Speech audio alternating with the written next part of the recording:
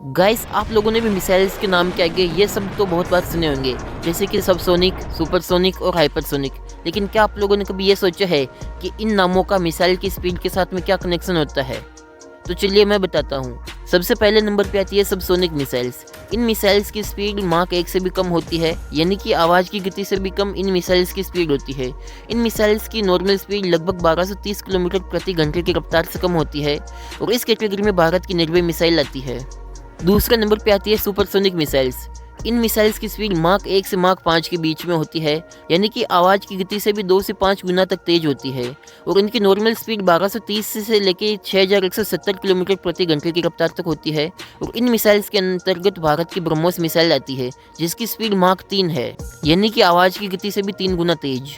तीसरे नंबर पर आती है हाइपरसोनिक मिसाइल्स। इन मिसाइल्स की गति माक 5 से ज़्यादा होती है, यानी कि आवाज़ की गति से भी 5 गुना से भी ज़्यादा तेज इन मिसाइल्स की गति होती है और इन मिसाइल्स की गति 6170 किलोमीटर प्रति घंटे की रफ्तार से ज़्यादा होती है।